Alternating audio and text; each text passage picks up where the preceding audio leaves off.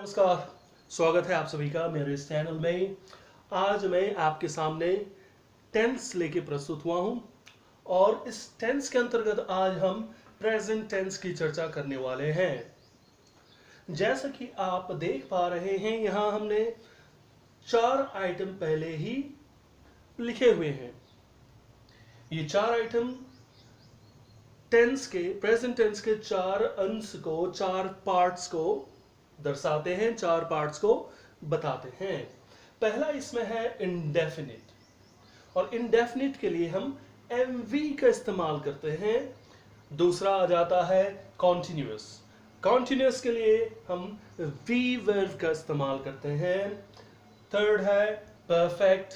Perfect के लिए हम हैव वर्ब का इस्तेमाल करते हैं। और फोर्थ जो है परफेक्ट कॉन्टिन्यूअस, इसके लिए हमने एक स्पेशल अरेंजमेंट किया है, एक विशेष प्रबंध किया, विशेष अरेंजमेंट किया है। वो है 3 + 2 + 1, यानी कि परफेक्ट कॉन्टिन्यूअस को हम 3, 2, 1 इन तीनों के कॉम्बिनेशन से लिखते हैं। तो चलिए अब हम ये जान लेते हैं कि ये हमारे पास कैसे आया, इसका रूट क्या है, इसका सोर्स क्या है। तो इसके लिए हमें जाना पड़ेगा प्रीवियस वीडियो में, पिछले वीडियो में, और वहां अगर आप जाते हैं तो आपको पता चलेगा कि यह हमारे पास कैसा है, हम तक कैसे पहुंचा, या हम इसका इस्तेमाल कैसे कर रहे हैं। तो इसमें पहले आ जाता है डू, इसके बाद बी, फिर हैव, और अंत में हमें मिलता है मॉडल एमवी। ये बड़ा ही वाइटल, बड़ा इंटरेस्टिंग और जरूरी प्रश्न है। जब हम वर्ब को करने में, वर्ब के बारे में जब हम स्टडी करते हैं और वहां हम फंस जाते हैं, तो इसके इस्तेमाल से, उस जटिलता से हम बाहर निकल सकते हैं। तो ये चारों के चारों क्या है, वर्ब हैं। पिछले वीडियो में मैंने इसके बारे में डिस्कस किया हुआ है। अब हमने, अगर याद आपको हो तो उसमें प्रीवियस वीडियो में, पिछले वीडियो में मैंने फर्स्ट और लास्ट ये 2 आइटम्स को मैंने ऐसे कनेक्ट किया हुआ था। इसमें भी हमने ऐसे कर दिया कनेक्ट। अब क्या करेंगे कि फर्स्ट और लास्ट ये दोनों ही आइटम जो है, यहां से हम इसको हटा देते हैं, मिटा देते हैं इसको। तो लीजिए, ये मैंने मिटा दिया। अगले स्टेप में जो हम करने वाले हैं वो यह है कि फर्स्ट वाले आइटम में हम लिखने वाले हैं एम वी। ये फर्स्ट है, ये second, third and fourth. M V यहां पे हमने लिखा, एम वी जो होता है मेन वर्ब, और इसको हम सिंगल वर्ब, सेंटेंस में सिंगल वर्ब के लिए इस्तेमाल करते हैं। चौथा जो है हमारे पास 3 + 2 + 1, जैसा मैंने पहले ही बताया है आपको, इसका इस्तेमाल करते हैं। ये स्पेशल अरेंजमेंट के साथ आता है।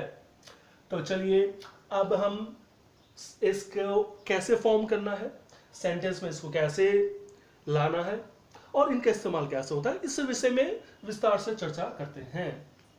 तो इसको पहले मैं मिटा देता हूं।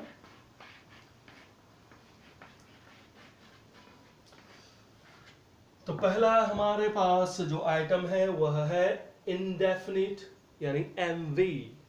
चलिए सेंटेंस लेते हैं। आई टेक डिनर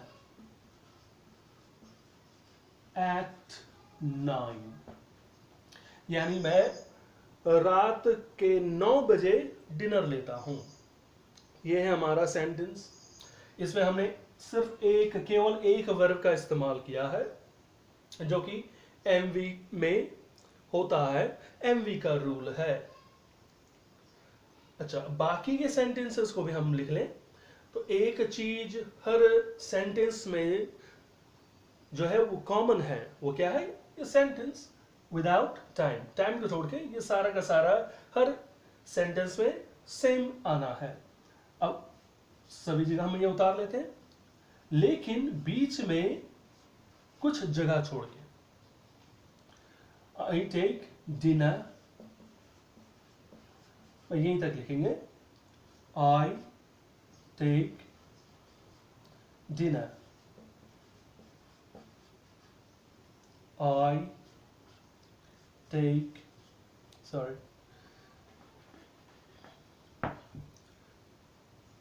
टेक डिनर। चारों सेंटेंस हमने लिख लिए, सेम टू सेम उतार दिया हमने, सिर्फ इसमें हमने टाइम का इस्तेमाल नहीं किया है। उसके पीछे विशेष कारण है, उसको समझेंगे। अब दूसरे में आ जाते हैं,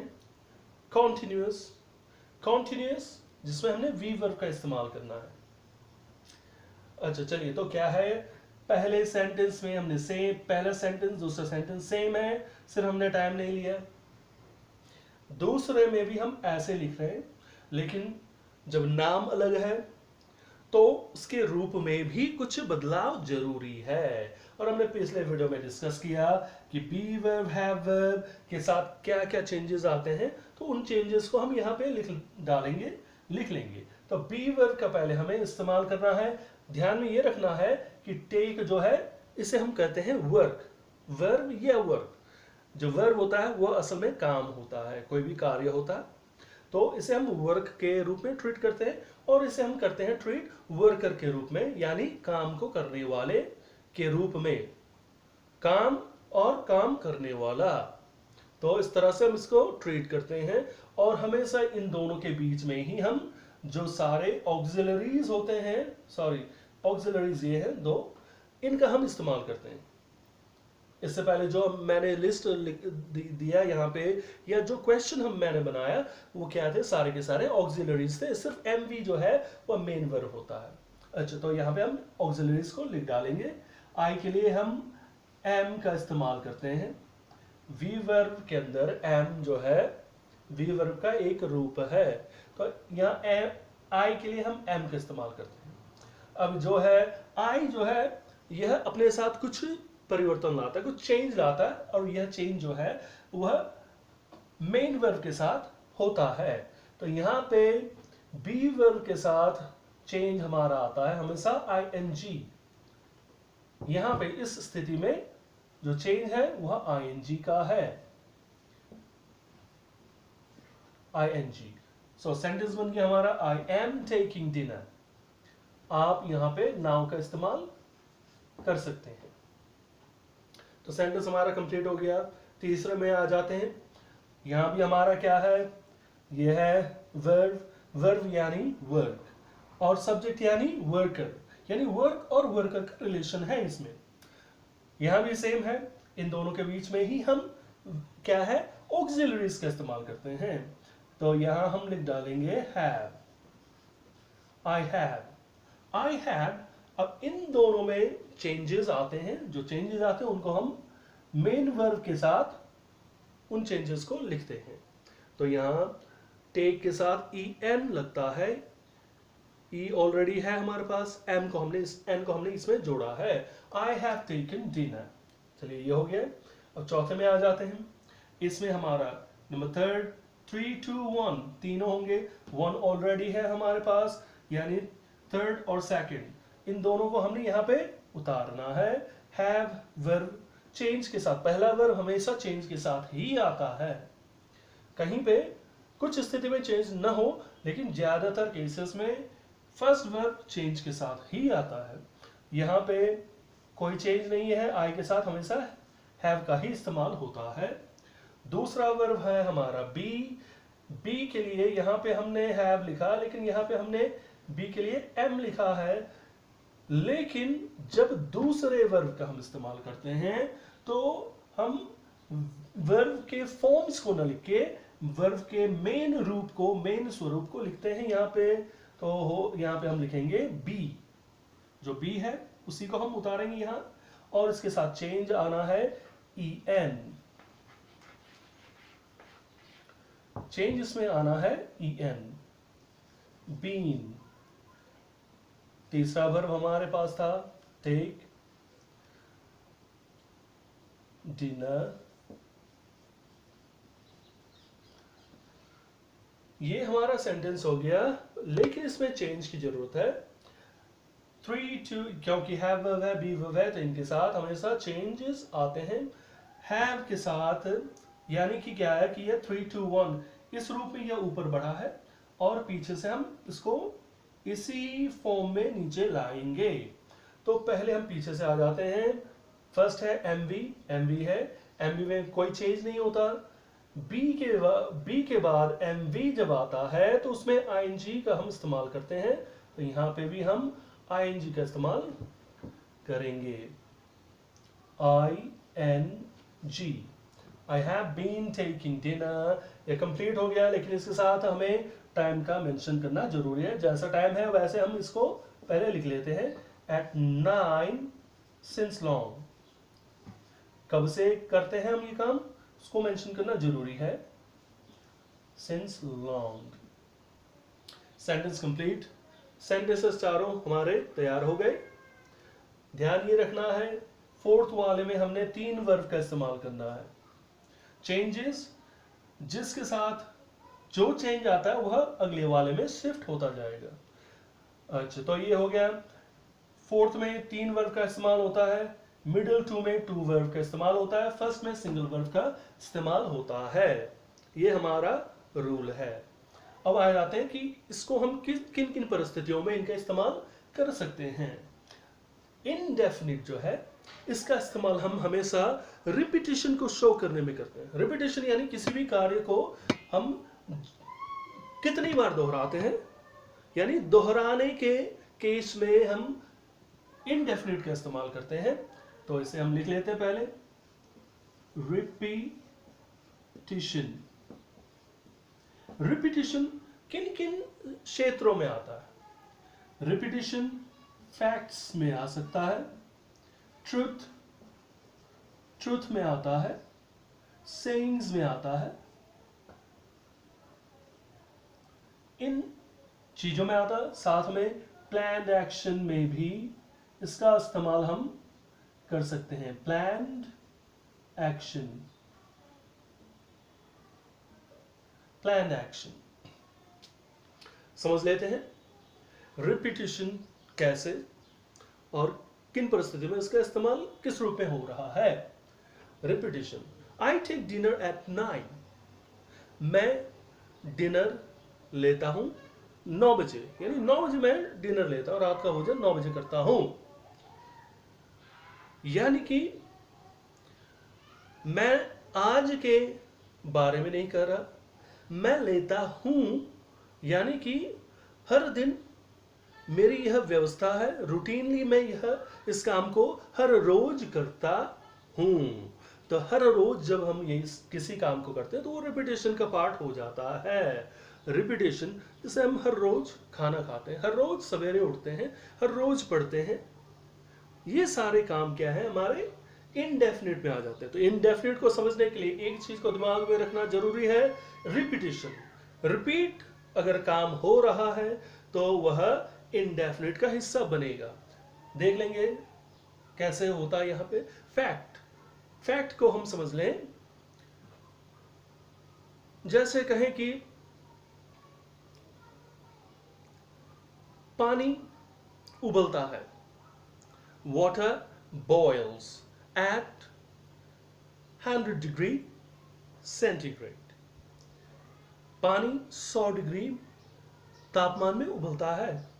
यह परिस्थिति पीछे भी यही परिस्थिति रही, अब भी यही परिस्थिति है, इसमें किसी प्रकार का कोई बदलाव नहीं आया।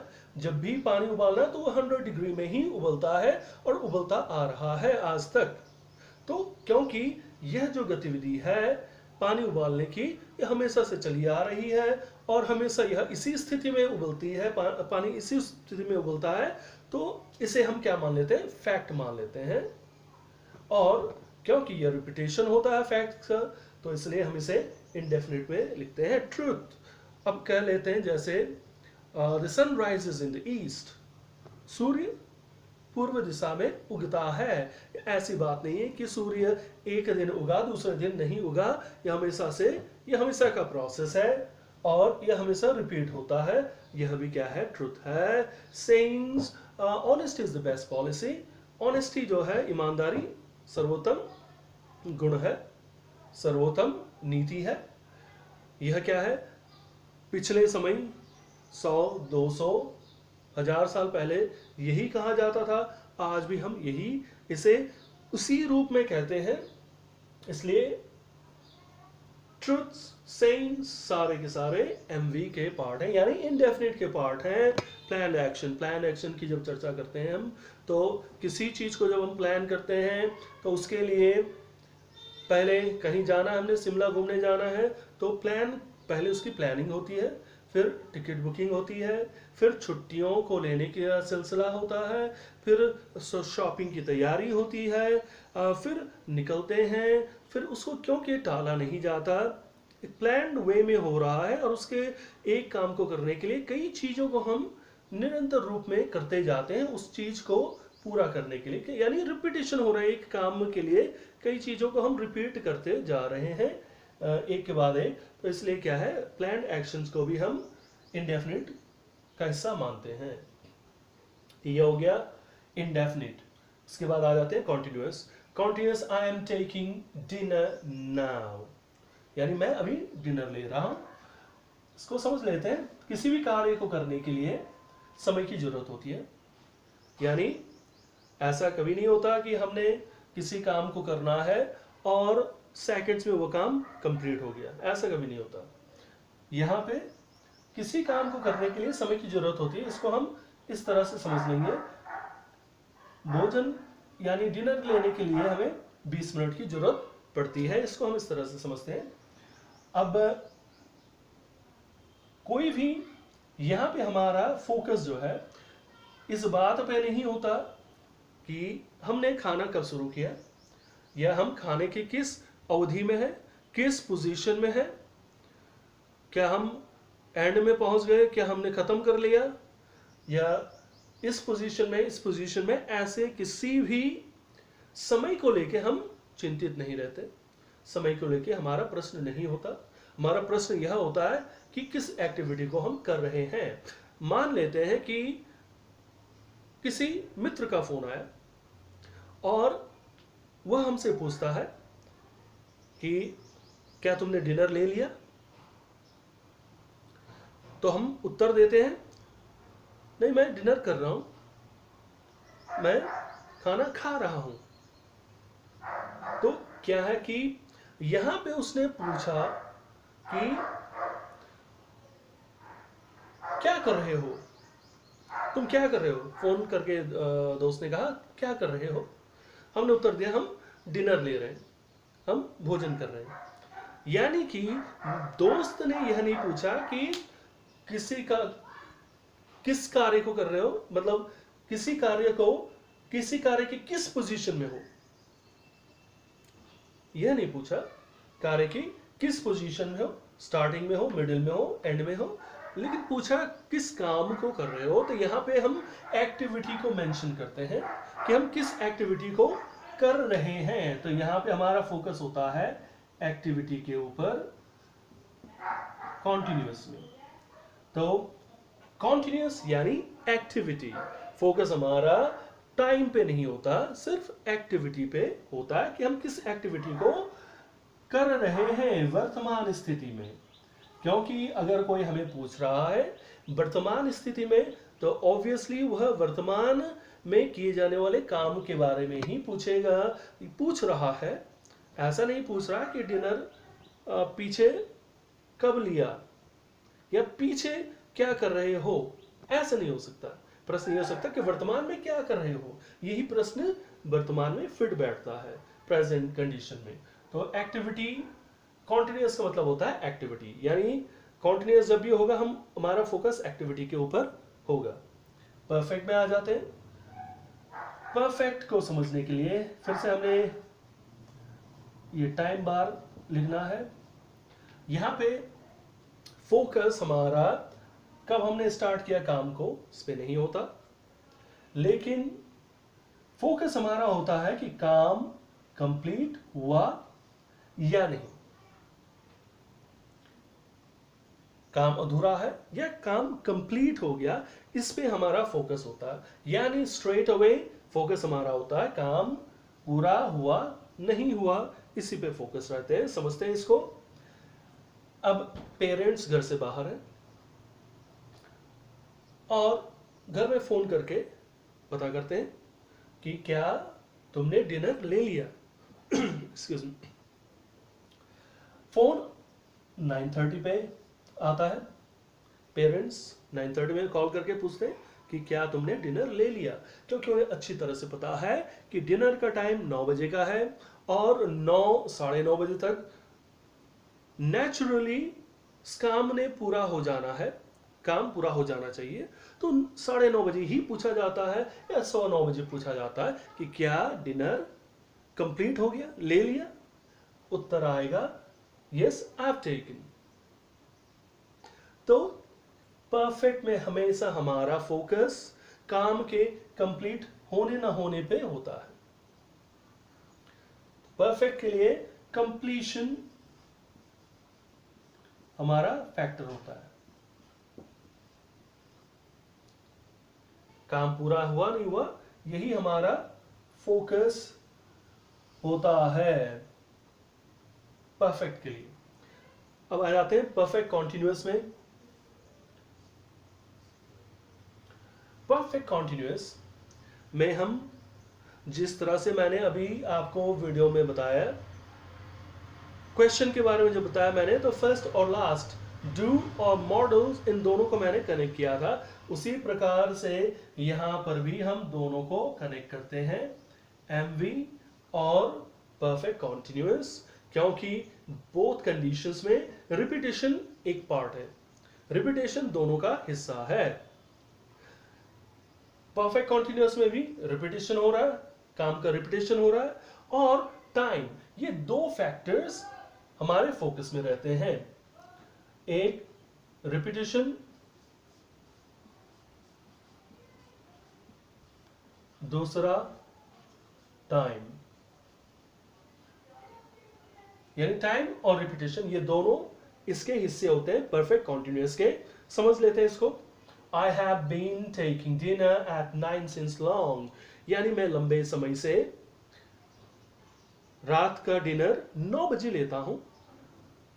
तो इसमें क्या है, लंबे समय से एक ही काम को हम रिपीट कर रहे हैं, साथ में हमने टाइम को भी मेंशन कर दिया, सिंस लॉन्ग यानी लंबे समय से ले रहे हैं, यानी रिपीटेशन और टाइम दोनों इसके हिस्से होते हैं, इसके पार्ट होते हैं। पहला रिपीटेशन है, लास्ट रिपीटेशन है, लेकिन अंतर क्या है, इसमें टाइम का उल्लेख नहीं होता। टाइम 9 बजे मैं लेता हूं, ठीक है, लेकिन कितने समय को लेके, किस अवधि तक लेता हूं, इसका कोई, किस अवधि से मैं ले रहा हूं, इसका कोई उल्लेख नहीं है। इसीलिए क्या है, यही इन दोनों में अंतर है, और इसमें रिपीटेशन और टाइम दोनों इसके हिस्से हैं। दूसरे तरह से अगर हम समझना चाहें तो इसमें एक्शन और टाइम दो का उल्लेख होना जरूरी है, action plus time. Time since long, since long जो है टाइम बता रहा है, कब से ले रहे हैं, लंबे समय से ले रहे हैं, और किस एक्शन को कर रहे हैं, यहां पे हम डिनर लेने का काम हम कर रहे हैं। तो ये चार प्रेजेंट टेंस के ये चार हिस्से हैं। फिर से रिपीट कर लेते हैं। एमवी इनडेफिनिट, एमवी से बनता है, सिंगल वर्ब, और इसमें रिपीटेशन एक हिस्सा होता है, इसका हिस्सा, इसमें रिपीटेशन जरूर होता है। सेम चीज हमारा आ जाता है परफेक्ट कॉन्टिन्यूअस में, यानी फर्स्ट एंड लास्ट ये दोनों कनेक्टेड हैं, दोनों में सेम काम होता है। अंतर केवल यह होता है, फर्स्ट में टाइम पीरियड नहीं होता, लास्ट में टाइम पीरियड होना जरूरी है, बस यही अंतर है, बाकी दोनों सेम है। अब क्योंकि टाइम इसमें आ जाता है तो इसमें इसका फॉर्मेशन थोड़ा सा चेंज आ जाएगा, जो कि यहाँ पे बताया गया है। सेकंड एक्टिविटी को, हमारा फोकस एक्टिविटी पे होता है कि किस एक्टिविटी को वर्तमान समय में हम कर रहे हैं। तो यहाँ पे केवल हमारा फोकस एक्टिविटी पे होता है, न कि किस टाइम के, किस हम कार्य के किस बिंदु पे हैं उस पे होता है। यानी कार्य के किस बिंदु पे हैं इस पे हमारा कोई फोकस नहीं होता, फोकस होता है केवल इस चीज को जानने में कि किस कार्य को हम कर रहे हैं, किस एक्टिविटी को कर रहे हैं। थर्ड परफेक्ट, परफेक्ट में हमारा फोकस कंप्लीशन के ऊपर होता है कि क्या कार्य कंप्लीट हुआ नहीं हुआ, इसी पे हमारा फोकस होता है। तो यह रह गया हमारा प्रेजेंट टेंस। आशा करता हूं कि इस वीडियो के माध्यम से इस विषय को मैं आपके सामने सही से रख पाया हूं और इससे आपको मदद मिलेगी। धन्यवाद।